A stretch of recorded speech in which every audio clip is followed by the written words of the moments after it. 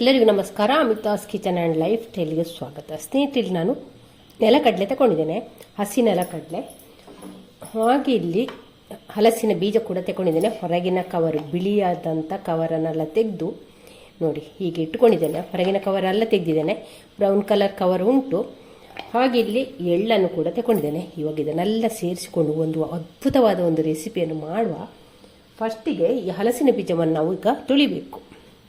ಇದರಲ್ಲಿ ಒಂದು 25 ಹಲಸಿನ ಬೀಜ ಉಂಟು. ಇವಾಗ ಇದನ್ನೆಲ್ಲ ನಾವು ಕುಕ್ಕರಿಗೆ ಹಾಕಿಕೊಳ್ಳುವ. ಹಲಸಿನ ಬೀಜ ಮುಳುಗುವಷ್ಟು ನೀರನ್ನು ಕೂಡ ಹಾಕಿಕೊಳ್ಳುವ. ಇವಾಗ ಇದಕ್ಕೆ ಮುಚ್ಚಳ ಮುಚ್ಚಿ ಒಂದು 4 ವಿಶಿಲ್ ಬರುವ ತನಕ ಬೇಯಿಸಿಕೊಂಡ್ರೆ ಆಯಿತು. ಇವಾಗ ಹಲಸಿನ ಬೀಜ ಬೇಯುವಷ್ಟೊತ್ತಿಗೆ ನಾವು ಉಳಿದಂಥ ಕೆಲಸವನ್ನು ಮಾಡಿಕೊಳ್ಳುವ. ಇಲ್ಲಿ ನಾನೀಗ 4 ಹೆಚ್ಚಿನಷ್ಟು ಬೆಲ್ಲ ತಗೊಂಡಿದ್ದೇನೆ, ಆಣಿ ಬೆಲ್ಲ. ಅದಕ್ಕೆ ಈಗ ಇದನ್ನು ಕರಗಿಸಿಕೊಳ್ಬೇಕು. ಹಾಗೆ ನೋಡಿ, ಈ ಲೋಟದಲ್ಲಿ 1 ಲೋಟ ನೀರು ಹಾಕಿದ್ದೇನೆ. ಇವಾಗ ಇದನ್ನು ಕರಗಿಸಿಕೊಳ್ಳುವ. ಸ್ಟವ್ ಮೇಲೆ ಇಟ್ಟು ಕರಗಿಸಿಕೊಂಡ್ರೆ ಆಯಿತು. ಬೆಲ್ಲ ಕರಗುವಷ್ಟೊತ್ತಿಗೆ ನೆಲಕಡಲೆಯನ್ನು ನಾವಿಲ್ಲಿ ಫ್ರೈ ಮಾಡಿಕೊಳ್ಳುವ. ಪೂರ್ತಿ ನೆಲಕಡಲೆ ಬೇಡ. ನೋಡಿ, ಈ ಚಿಕ್ಕ ಕಪ್ಪಲ್ಲಿ ನೋಡಿ, ಈ ಚಿಕ್ಕ ಬೌಲಲ್ಲಿ 1 ಬೌಲ್ನಷ್ಟು ನೆಲಕಡಲೆ ತಗೊಂಡಿದ್ದೇನೆ. ಇದನ್ನು ನಾವೀಗ ಫ್ರೈ ಮಾಡಬೇಕು. ಹಾಗೆ ಎಳ್ಳು ಕೂಡ ತಗೊಂಡಿದ್ದೇನೆ, 1 ಟೇಬಲ್ ಸ್ಪೂನಷ್ಟು ಎಳ್ಳು ಉಂಟು. ಇವಾಗ ಇದನ್ನೆಲ್ಲ ಮಧ್ಯಮ ಉರಿಯಲ್ಲಿ ಇಟ್ಕೊಂಡೊಮ್ಮೆ ಫ್ರೈ ಮಾಡುವ. ಇವಾಗ ನೋಡಿ, ಬೆಲ್ಲ ಪೂರ್ತಿ ಕರಗಿದೆ. ಇಷ್ಟಾದರೆ ಸಾಕು, ಏನು ದಪ್ಪ ಪಾಕ ಏನೂ ಆಗಬೇಕಂತಿಲ್ಲ. ಬೆಲ್ಲ ಕರಗಿದ್ರೆ ಆಯಿತು. ಇವಾಗ ಇದನ್ನು ಇಳಿಸಿಕೊಳ್ಳುವ. ಅದಿಲ್ಲಿ ಒಂದು ಮಣ್ಣಿನ ಓಡನ್ನು ಕೂಡ ಬಿಸಿ ಆಗಲಿಕ್ಕೆ ಇಟ್ಟಿದ್ದೇನೆ ಸ್ಟವ್ ಮೇಲೆ. ಓಡು ಸ್ವಲ್ಪ ಬಿಸಿ ಆಗಬೇಕು.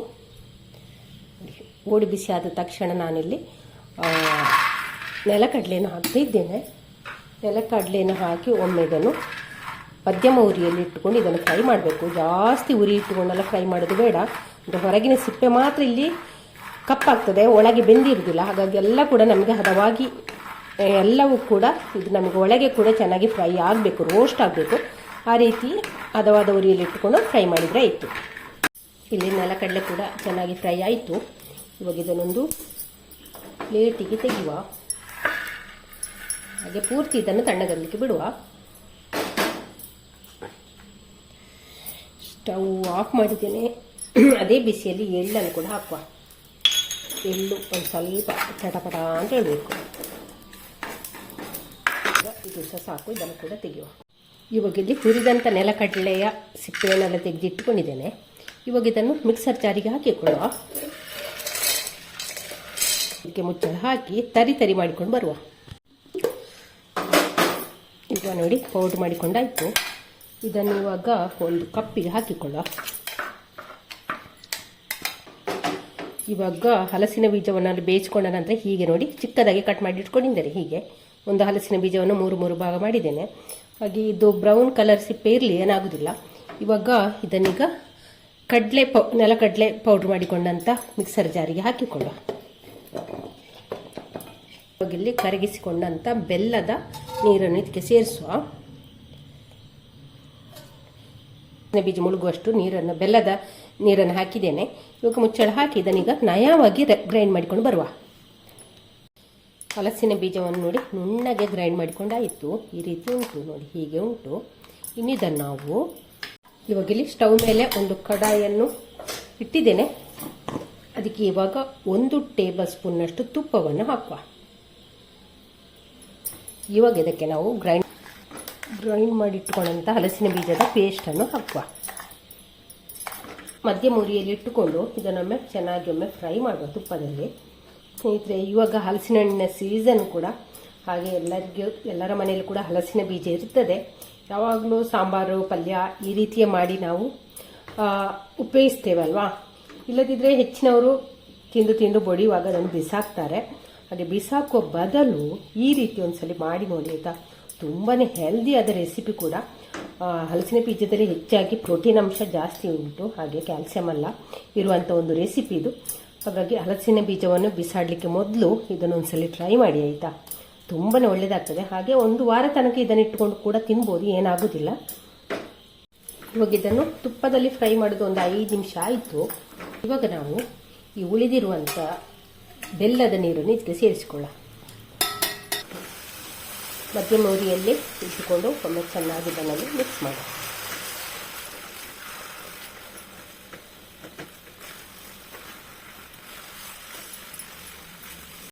ಇವಾಗ ಇಲ್ಲಿ ನೋಡಿ ಒಂದು ಚಿಟಿಕೆ ಉಪ್ಪನ್ನು ಸೇರಿಸ್ತಾ ಇದ್ದೇನೆ. ಬೆಲ್ಲ ಹಾಕಿದರೂ ಕೂಡ ಉಂಟಲ್ಲ, ಒಂದು ಸ್ವಲ್ಪ ಉಪ್ಪು ಹಾಕಬೇಕು, ನಮಗೆ ಟೇಸ್ಟ್ ಇಲ್ಲಿ ಬ್ಯಾಲೆನ್ಸ್ ಆಗ್ತದೆ. ಇವಾಗ ಇದಕ್ಕೆ ಪುನಃ 1 ಟೇಬಲ್ ಸ್ಪೂನ್ನಷ್ಟು ತುಪ್ಪವನ್ನು ಹಾಕ್ತಿದ್ದೇನೆ. ಇವಾಗ 2 ಟೇಬಲ್ ಸ್ಪೂನ್ ತುಪ್ಪ ಹಾಕಿದ್ದೇನೆ. ಹಾಕಿ ಒಮ್ಮೆ ಚೆನ್ನಾಗಿ ಮಿಕ್ಸ್ ಮಾಡುವ. ಪೇಟೆಯಿಂದ ದುಡ್ಡು ಕೊಟ್ಟು ನೀವು ತಿಂಡಿ ತರುವ ಬದಲು ಮನೆಯಲ್ಲಿ ಈ ರೀತಿಯಲ್ಲೇ ಮಾಡಿ ಹೆಲ್ದಿಯಾಗಿ ರುಚಿಯಾಗಿ ಮನೆಯಲ್ಲೇ ಕೆಲವೊಂದು ತಿಂಡಿಗಳನ್ನೆಲ್ಲ ನಾವು ಮಾಡ್ಬೋದು. ಹಾಗೆ ಪೇಟೆಯಲ್ಲೆಲ್ಲ ದುಡ್ಡು ಕೊಟ್ಟು ಕೂಡ ಸಿಗದಂಥ ಒಂದು ಸ್ವೀಟುಗಳು ಇದೆಲ್ಲ. ನೀವು ಕೂಡ ಒಂದ್ಸಲಿ ಟ್ರೈ ಮಾಡಿ. ಇವಾಗ ನೋಡಿ ಒಂದು 15 ನಿಮಿಷ ಆಯಿತು. ಈ ರೀತಿಯಾಗಿದೆ ನೋಡಿ. ಹಲ್ವವನ್ನು ತಿಂದವರು ಉಂಟಲ್ಲ, ಹಲಸಿನ ಬೀಜದಿಂದ ಕೂಡ ಈ ರೀತಿ ಮಾಡ್ಬೋದಾ ಅಂತ ಹೇಳ್ತಾರೆ. ಅಷ್ಟು ರುಚಿಯಾದ ಒಂದು ರೆಸಿಪಿ. ಹಲಸಿನ ಬೀಜದಿಂದ ಮಾಡಿದ್ದು ಅಂತಲೇ ಗೊತ್ತಾಗೋದಿಲ್ಲ. ಹಾಗೆ ತುಂಬಾ ಒಳ್ಳೆಯದಾಗ್ತದೆ. ನಾನಿಲ್ಲಿ ಒಂದು 15 ನಿಮಿಷ ಆಗಿದೆ. ಈ ಹೊತ್ತಿಗೆ ನಾನಿಲ್ಲಿ ಪೌಡ್ರ್ ಮಾಡಿ ಇಟ್ಕೊಂಡಂಥ ನೆಲಕಡಲೆಯನ್ನು ಇಟ್ಟು ಹಾಕ್ತಿದ್ದೇನೆ. ಹಾಗೆ 1 ಟೇಬಲ್ ಸ್ಪೂನಷ್ಟು ತುಪ್ಪವನ್ನು ಹಾಕುವ. ಈಗ ನಾನು ಟೋಟಲಿ 3 ಟೇಬಲ್ ಸ್ಪೂನ್ ತುಪ್ಪ ಹಾಕಿದ್ದೇನೆ. ಹಾಕಿ ಒಮ್ಮೆ ಚೆನ್ನಾಗಿ ಮಿಕ್ಸ್ ಮಾಡುವ. ಇವಾಗ ಇದು ನೋಡಿ ಆಗ್ತಾ ಬಂತು. ಇದನ್ನು ನಾವು ಹೀಗೆ ಬಿಡಿಸುವಾಗ ಉಂಟಲ್ಲ, ಇಲ್ಲಿ ನೋಡಿ ಹೀಗೆ ಏರಿ ಬರ್ತದೆ ನೋಡಿ, ಹೀಗೆ ಗೂಡು ಬರ್ತದೆ. ಆ ರೀತಿ ಆಗಬೇಕು ನೋಡಿ, ಆ ರೀತಿಗೆ ಆಗಬೇಕು ನೋಡಿ. ಆವಾಗ ಇದು ಆಯಿತು ಅಂತ ನಮಗೆ ಅಂದಾಜಾಗ್ತದೆ ನೋಡಿ. ಈ ರೀತಿ ಇಲ್ಲಿ ನೋಡಿ ಸ್ವಲ್ಪ ಗೂಡು ಬಂದಿದೆ, ಕಣ್ಣು ಬಂದಿದೆ. ಆ ರೀತಿ ಆಗ್ತದೆ. ಅದು ಸ್ವಲ್ಪ ತುಪ್ಪ ಕೂಡ ಬಿಟ್ಕೊಂಡು ಬರ್ತದೆ. ಆ ಹೊತ್ತಿಗೆ ಇದು ರೆಡಿ ಆಗ್ತದೆ ಅಂತ ನಮಗೊಂದು ಅಂದಾಜು. ಇವಾಗ ನೋಡಿ ಇಷ್ಟಾದರೆ ಆಯಿತು, ಸಾಕು. ತುಪ್ಪ ಕೂಡ ಸೈಡಿಂದ ಸ್ವಲ್ಪ ಬಿಟ್ಕೊಂಡು ಬರ್ತಾ ಉಂಟು. ಈ ಹೊತ್ತಿಗೆ ನಾವಿಲ್ಲಿ ಸ್ಟವ್ ಆಫ್ ಮಾಡಿದ್ದೇನೆ. ಇನ್ನಿದನ್ನು ನಾವು ಒಂದು ತಟ್ಟೆಗೆ ತುಪ್ಪವನ್ನು ಸವರಿ ಇಟ್ಟಿದ್ದೇನೆ. ಅದಕ್ಕೆ ಇವಾಗ ಫ್ರೈ ಮಾಡಿ ಇಟ್ಕೊಂಡಂತೆ ಎಳ್ಳನ್ನು ಹಾಕುವ. ಈ ಹಲ್ವವನ್ನು ಈ ತಟ್ಟೆಗೆ ಹಾಕುವ. ಹಾಕಿ ಒಮ್ಮೆ ಚೆನ್ನಾಗಿ ಇದನ್ನು ಲೆವೆಲ್ ಮಾಡುವ.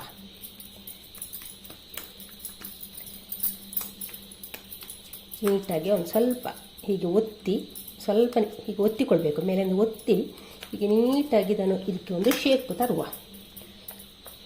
ತುಂಬ ತೆಳ್ಳಗೆ ಮಾಡೋದು ಬೇಡ ನೋಡಿ. ಟ್ರೇಗೆ ಹಾಕಿ ಲೆವೆಲ್ ಮಾಡಿ ಇಟ್ಟುಕೊಂಡಿದ್ದೇನೆ. ಇನ್ನು ಇದನ್ನೊಂದು 1 ಗಂಟೆ ಹೀಗೆ ತಣ್ಣಗಾಗಲಿಕ್ಕೆ ಬಿಡುವ.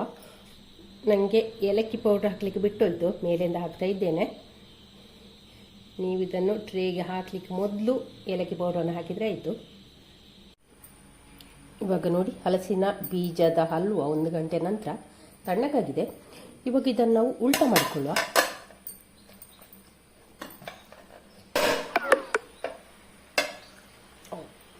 ನೋಡಿ ಇಲ್ಲಿ ಬೇಕಾದ್ರೆ ನೀವು ಗೇರು ಬೀಜಲ್ಲಿ ಇಟ್ಟುಕೊಳ್ಬೋದು. ಇವಾಗ ನಾವು ಇದನ್ನು ಕಟ್ ಮಾಡಿಕೊಳ್ಳುವ.